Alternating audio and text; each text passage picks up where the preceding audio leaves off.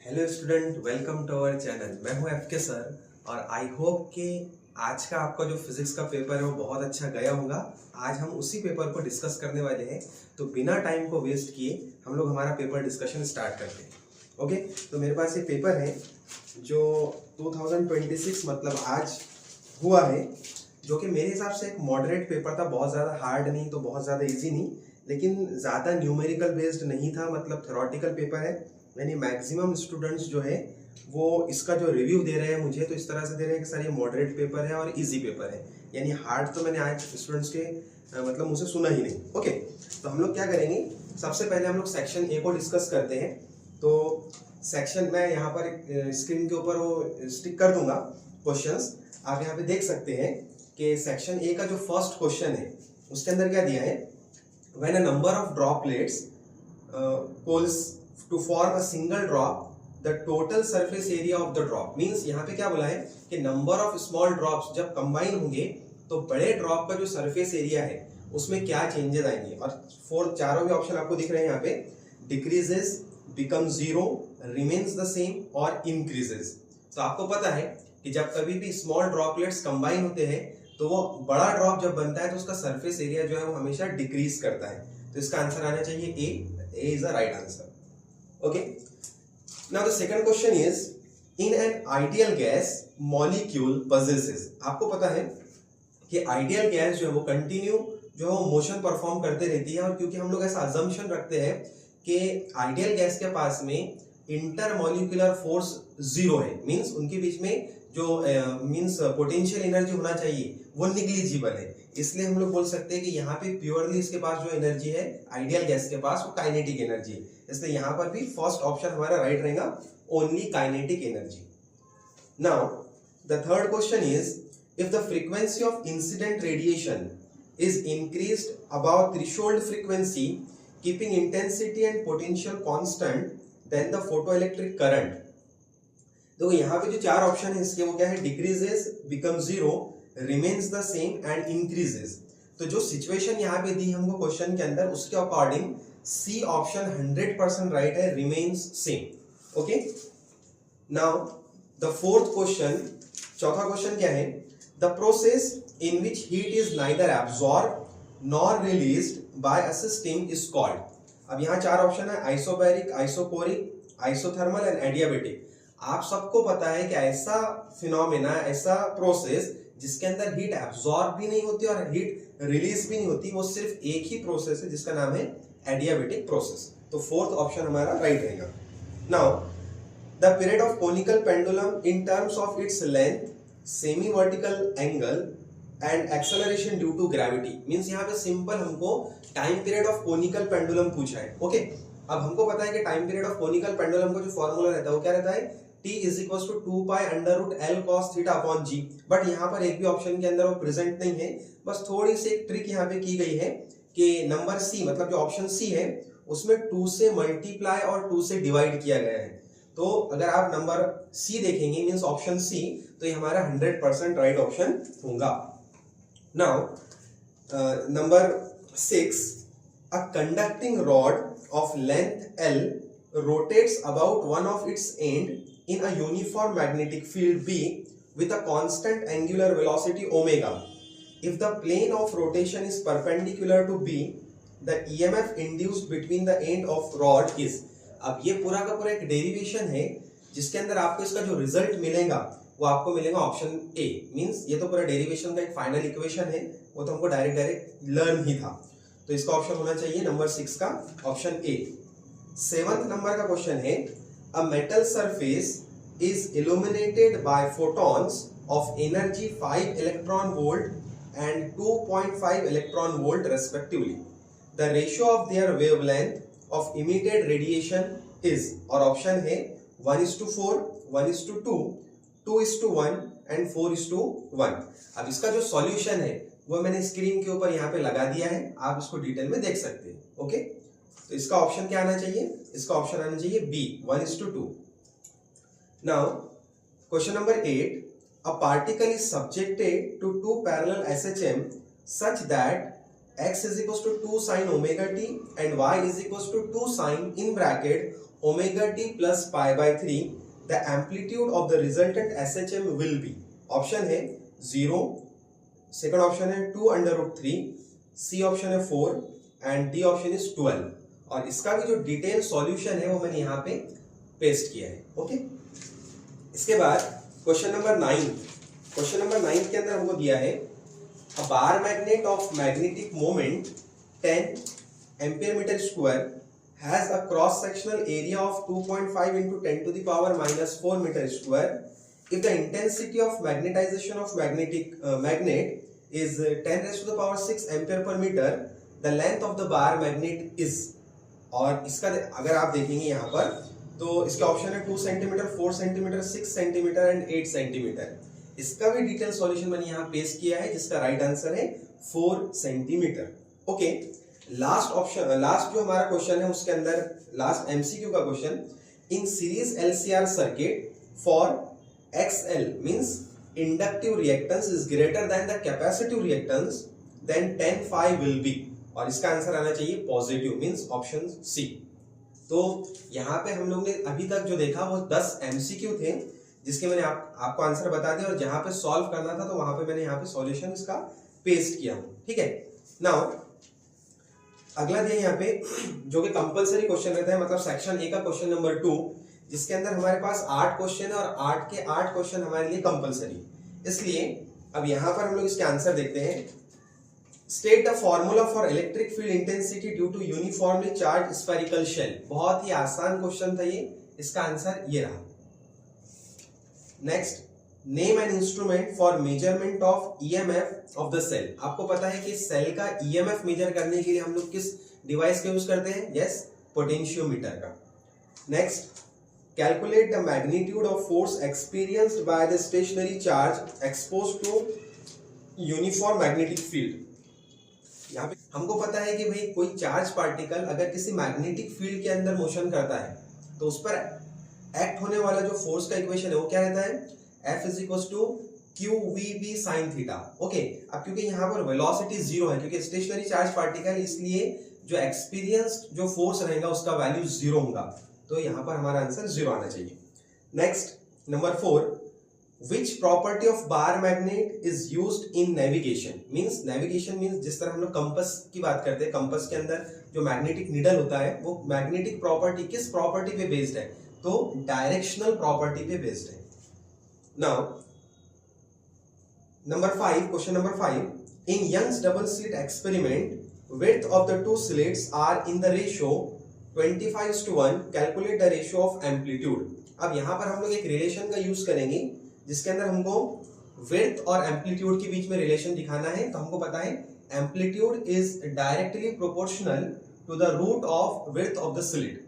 इसको अगर हम लोग सॉल्व करेंगे तो हमको जो आंसर मिलने वाला है वो कुछ 5:1 के फॉर्म में मिलेगा. ओके, देन उसके बाद है what is beta plus decay. Beta decay के दो टाइप रहते हैं, beta decay and beta plus decay, जिसका इक्वेशन कुछ इस तरह से है.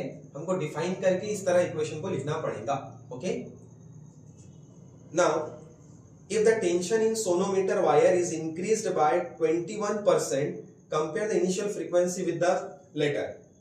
यहाँ पे हमको बोला है कि सोनोमीटर एक्सपेरिमेंट के अंदर अगर हम लोग वायर के टेंशन को इंक्रीज करते हैं, वो भी कितना? 21%, देन इसकी इनिशियल फ्रीक्वेंसी और फाइनल फ्रीक्वेंसी में कितना चेंज होगा. तो जैसा कि आप स्क्रीन पे देख पा रहे होंगे, यहाँ पे इसका पूरा सॉल्यूशन है. अगर हम लोग इसकी फ्रीक्वेंसी के अंदर मतलब इमेजिन करते हैं कि इनिशियल फ्रीक्वेंसी इसका अगर 1 हर्ट्ज है तो इसका जो फ्रीक्वेंसी वो बढ़कर 1.1 हर्ट्ज हो जाएगा, जैसा कि आपको सॉल्यूशन के अंदर दिख रहा है. Now last question is define second pendulum. सबको पता है सेकंड पेंडुलम मतलब क्या? सिंपल पेंडुलम का एक ऐसा टाइप जिसको हर बार एक ऑसिलेशन कंप्लीट करने के लिए 2 सेकंड की रिक्वायरमेंट है, उसे हम लोग सेकंड पेंडुलम बोलेंगे.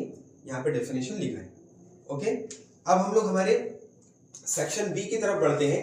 सेक्शन बी के अंदर हमारे पास टोटल यहाँ पे 12 क्वेश्चंस है, जिसमें से हमको सिर्फ कोई 8 क्वेश्चंस ही अटेम्प्ट करने हैं. ओके स्टूडेंट, तो अब हम लोग सेक्शन बी देखने वाले हैं. सेक्शन बी में टोटल कितने क्वेश्चंस है? यहाँ पे 12 क्वेश्चंस है, लेकिन हमको सिर्फ इसके अंदर कोई 8 मींस 8 क्वेश्चन को ही अटेम्प्ट करने हैं. तो हम लोग यहाँ पर पूरे 12 क्वेश्चन डिस्कस करेंगे. इसमें सबसे पहला जो क्वेश्चन है, क्वेश्चन नंबर 3, उसमें दिया है what are eddy current, state its 2 applications. तो एडी करंट का डेफिनेशन और उसके दो एप्लीकेशंस लिखने हैं जो कि आपको स्क्रीन के ऊपर दिख रहा है। एडी करंट का डेफिनेशन देन उसके दो एप्लीकेशंस। नेक्स्ट क्वेश्चन है question number 4, state any two source of error in meter bridge experiment, explain how they can be minimise. ये क्लास के अंदर हुआ मतलब पढ़ाया हुआ क्वेश्चन है, बहुत ही इजी, मींस थ्योरेटिकल क्वेश्चन था। थ्योरेटिकल इसका आंसर है कि हमको इसके अंदर मींस मीटर ब्रिज के एक्सपेरिमेंट के अंदर कौन कौन से डिफेक्ट होते हैं, मींस वो सोल्डरिंग वाला डिफेक्ट है, देन उसके बाद में जो मेजर करते हैं हम लोग वायर की लेंथ को, वो डिफेक्ट है और उसको किस तरह से रिमूव कर सकते हैं, ये आपको यहाँ पर दिख रहा है। नाउ क्वेश्चन नंबर 5 है, draw a ray diagram showing position of virtual source and region of interference in biprism experiment. Means हमने फ्रेस्नेल बाइप्रिज्म एक्सपेरिमेंट का जो क्वेश्चन किया था उसके अंदर जो उसका डायग्राम है, जस्ट डायग्राम ड्रॉ करने के लिए बोला है, तो डायग्राम आपको इस तरह से बना के आना था। Then number 6, derive an expression for the radius of nth Bohr orbit. इसके लिए डेरिवेशन जो है nth बोर ऑर्बिट का हमको डेरिवेशन लिखना था, जो कि कुछ इस तरह से है, आप यहाँ पे देख सकते हैं। नाउ नेक्स्ट क्वेश्चन है, ये न्यूमेरिकल है, a ceiling fan has moment of inertia of 2 kg meter square. It attain a maximum frequency of 60 rpm in 2 seconds. Calculate its power rating. तो पावर रेटिंग का जो इक्वेशन है numerical based question था। Power rating का जो formula आता है वो कुछ इस तरह से है। देन उसका जो सॉल्यूशन हम लोग लिखेंगे स्टेप बाय स्टेप, सारे सॉल्यूशंस मैंने यहाँ पे लिख दिया हूँ। ओके, आई होप कि सॉल्यूशन आपको समझ आया हो। Next, an electric dipole consists of two unlike charges of magnitude 2 into 10 to the power minus 6 coulomb each and separated by 4 centimeter. The dipole is placed in an external electric field of 10 to the power 5 Newton per coulomb. Calculate the work done by an external agent to turn the dipole through 180. अब ये जो numerical है इसका detail solution मैंने यहाँ पे लिखकर paste किया है। ओके, टाइम को मतलब बचाने के लिए हम लोग ये मेथड यूज करें, तो आपको पूरा सॉल्व करके दिखा सकता था, लेकिन उसमें कैसे टाइम वीडियो बहुत लंबी बन जाएगी, इसलिए हमने यहाँ पे इसको शॉर्ट करने के लिए ऐसे किया। देन क्वेश्चन नंबर 9 है, derive an expression for the magnetic field produced by the current in a circular arc of wire using bio-Savart's law. यानी हमने जैसे क्लास के अंदर हम लोग देखते थे कि एक आर्क है और आर्क के लिए बायो-सेवर्ट्स लॉ का यूज करके हम लोग किस तरह से उसका वैल्यू कैलकुलेट करते थे मैग्नेटिक फील्ड का, उसका सॉल्यूशन कुछ इस तरह से। Next, state advantages and disadvantages of photo diode. ये तो बहुत ही थ्योरेटिकल, बहुत ही कॉमन क्वेश्चन था कि फोटो डायोड के एडवांटेजेस एंड डिसएडवांटेजेस हमको बताने थे। देन इसके बाद में distinguish between harmonic and overtones. Harmonic और ओवरटोन्स के अंदर हमको दो डिफरेंसेस इसके अंदर बताने थे, तो उसके कुछ डिफरेंसेस इस तरह से आपकी स्क्रीन के ऊपर है। नेक्स्ट अगला जो है वो भी एक न्यूमेरिकल है, a steel ball with radius 0.3 mm is falling with velocity of 2 meter per second through a tube filled with glycerine. Calculate viscous force acting on the steel ball. और यहाँ पर एक वैल्यू गिवन है, मतलब coefficient of viscosity of glycerine that is 0.833 newton second per metre square, जिसका solution जो है वो इस तरह से, मींस हम लोग यहाँ पे फॉर्मूला लगा सकते हैं F = 6 पाई ईटा RV और उसका सॉल्यूशन कुछ इस तरह से होगा।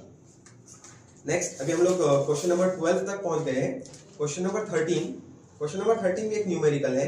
Calculate the temperature at which the average kinetic energy of the molecule of a gas will be same as that of an electron accelerated through 1 volt. और यहाँ पर बोल्ट्जमैन कांस्टेंट का वैल्यू गिवन है एंड चार्ज का value given है, charge 1.6 into 10 to the power minus 19।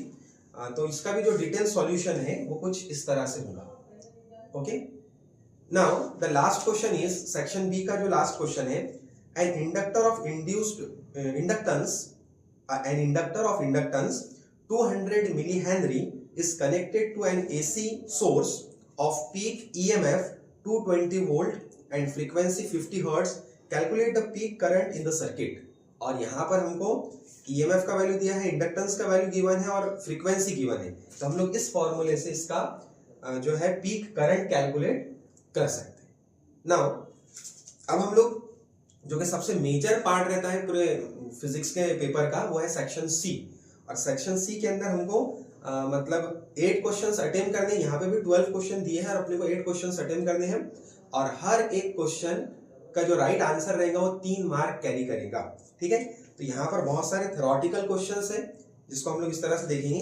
Question number 15 जिसके अंदर दिया है आपको डिफाइन करना है just mechanical equilibrium, chemical equilibrium and thermal equilibrium, जो कि कुछ इस तरह से। Okay, now question number 16, derive an expression for resonant frequency of series resonance circuit. अब ये एक डेरिवेशन है जो कि मैंने यहाँ पे ऐसे पेस्ट किया है। ओके, आप देख लो इसको अच्छे से। देन उसके बाद क्वेश्चन नंबर 17 है, obtain N expression for period of a bar magnet vibrating in a uniform magnetic field and performing angular SHM. Oscillations यहाँ पे बहुत सारे क्वेश्चन पूछे गए हैं जिसमें से एक क्वेश्चन ये भी है और बार मैग्नेट का एसएचएम का हमको वैल्यू पूछा है, मतलब टाइम पीरियड का, वो कुछ इस तरह से। Okay, next, define magnetisation, state its SI unit dimension, what is the relation between the permeability and the magnetic susceptibility। Magnetisation का डेफिनेशन, देन उसका SI यूनिट डायमेंशन पूछा है और रिलेशन पूछा है परमेबिलिटी और ससेप्टिबिलिटी के बीच में, जो कि कुछ इस तरह से। ओके, अगला क्वेश्चन है question number 19, derive an expression for electric potential due two point charge. Electrostatics का बहुत ही इजी, बहुत ही बेसिक क्वेश्चन था जिसका सॉल्यूशन कुछ इस तरह से। Okay, question number 20, obtain an expression for the de Broglie wavelength associated with an electron accelerated from rest through a potential difference of V volt। ठीक है, तो ये जो क्वेश्चन है डी ब्रॉगली हाइपोथेसिस से मतलब कनेक्टेड एक क्वेश्चन है जिसका नाम हमको एक्सप्रेशन फाइंड करना था वेवलेंथ का, और बहुत ही आसान डेरिवेशन है इसका, इसलिए मैंने यहाँ पर इसको ऐसे पेस्ट कर दिया। ओके, इसी का मतलब सेक्शन सी का question number 21, with a neat circuit diagram explain the working of full wave rectifier, draw input output waveform. मैंने क्लास के अंदर भी आपको बताया था कि ये क्वेश्चन मोस्ट इंपॉर्टेंट है और इसके आने के चांसेस 100% है, जो कि बिल्कुल प्रेडिक्ट हुआ है। और यहाँ पे दिया गया है कि भाई हमको फुल वेव रेक्टिफायर को एक्सप्लेन करना है और उसका इनपुट और आउटपुट जो वेव फॉर्म में बनाना है। वैसे तो ये दो अलग अलग क्वेश्चन रहते हैं, लेकिन क्योंकि 3 मार्क की कैटेगरी में है तो हमको ये भी लिखना है, मीन्स फुल वेव रेक्टिफायर का पूरा डेरिवेशन, और ये जो अब दिख रहा है आपको, ये यहाँ पर हमको इसका इनपुट एंड आउटपुट जो वेव फॉर्म है वो भी ड्रॉ करना है। नेक्स्ट, अगला एक न्यूमेरिकल है, the string of guitar is 80 centimetre long and has a fundamental frequency of 112 hertz. If a guitarist wishes to produce a frequency of 160 hertz, where should he place the string। अब ये जो numerical है इसका detail solution यहाँ पर दिया है। Okay, next question है 0.5 mole of ideal gas at 300 kelvin expand isothermally from an initial volume of 2 liter to a final volume of 6 liter, calculate work done by the gas and heat supplied to the gas। और यहाँ पे gas constant का value given है। ठीक है, तो इसके अंदर हमको 2 चीजें कैलकुलेट करना है, work done by the gas, work done का सॉल्यूशन कुछ इस तरह से है, और नेक्स्ट जो है हमारा वो है heat supplied to the gas, तो इतना हीट हमको सप्लाई करना पड़ेगा। ओके, तो नेक्स्ट जो हमारा क्वेश्चन है क्वेश्चन नंबर 24, उसमें कुछ इस तरह से दिया है एक numerical, and galvanometer has a resistance 40 ohm and current of 4 milli ampere is needed for full scale deflection. What is the resistance and how is it to be connected to convert the galvanometer? First दिया है into an ammeter of 0.4 ampere range into a second दिया है into a voltmeter of 5 volt range। हमको पता है कि किसी galvanometer को हम लोग एमीटर और वोल्टमीटर में कनेक्ट कर सकते हैं, जिसको हमने बहुत अच्छे से डिस्कस किया था। देन इसके बाद इसके जो सॉल्यूशन है, मतलब फर्स्ट जो है कि हम लोग किसी गैल्वेनोमीटर को एमीटर में कैसे कन्वर्ट करेंगे, उसके लिए ये सॉल्यूशन है, और नेक्स्ट कि गैल्वेनोमीटर को हम लोग किस तरह से वोल्टमीटर में कन्वर्ट करेंगे, उसके लिए सॉल्यूशन ये है।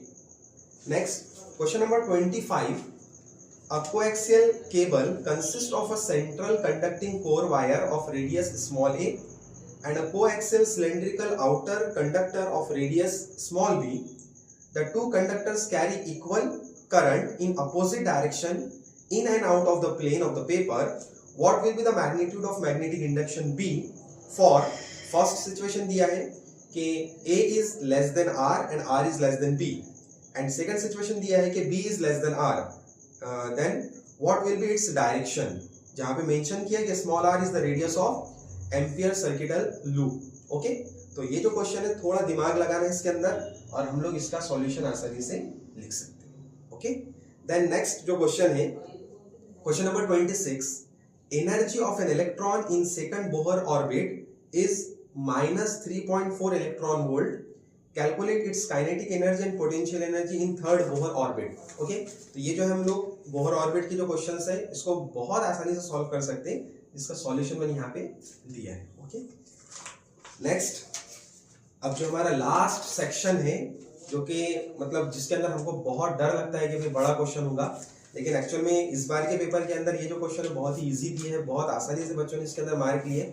Section number D, section number D के अंदर देखो टोटल जो क्वेश्चंस हमारे पास है 5 क्वेश्चंस है और हमें सिर्फ इसमें एनी 3 अटेम्प्ट करने हैं। ओके, तो इसका जो पहला क्वेश्चन है जो कि मैंने क्लास के अंदर डिस्कस किया था और प्रेडिक्ट किया था हमने कि इसके आने के चांस है, और देखो बिल्कुल उसी तरह से यहाँ पर ये क्वेश्चन पूछा है। तो यहाँ पे दिया है कि derive, question number 27 section D, question number 27, derive Laplace law for spherical membrane of bubble due to surface tension. और इसी के लिए मैंने आपको एक अल्टरनेट क्वेश्चन बताया था कि इसके जगह पे ऐसे भी पूछ सकता था कि excess pressure inside and outside the bubble means excess pressure कितना है। तो यहाँ पर इस क्वेश्चन का बहुत ही आसान आंसर है जो कि यहाँ पर कुछ इस तरह से दिया है। ओके, नेक्स्ट क्वेश्चन नंबर 28, इसके अंदर एक थ्योरेटिकल क्वेश्चन प्लस उसके साथ एक न्यूमेरिकल है।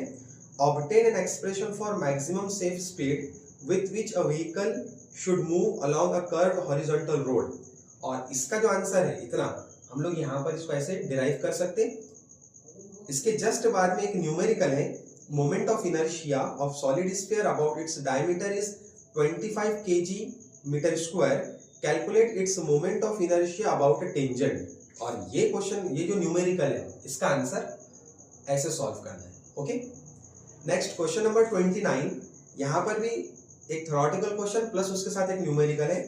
पहले हम लोग डिस्कस करेंगे, या मैं जो सॉल्यूशन आपको देने वाला हूँ वो रहेगा पहले थ्योरेटिकल क्वेश्चन का। Derive the relation between the coefficient of absorption, coefficient of reflection and coefficient of transmission, जिसका आंसर कुछ इस तरह से। Okay, 1 = a + r + t। Okay, then इसके बाद जो न्यूमेरिकल है उसका आंसर हम लोग देखेंगे।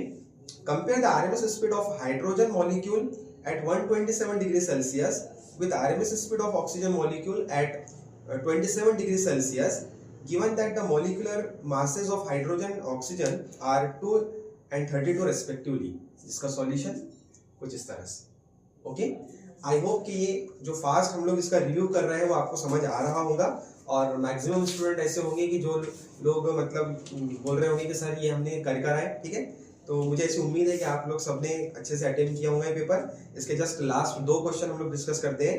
क्वेश्चन नंबर 30, डिफाइन, यहाँ पर भी थ्योरेटिकल प्लस न्यूमेरिकल है।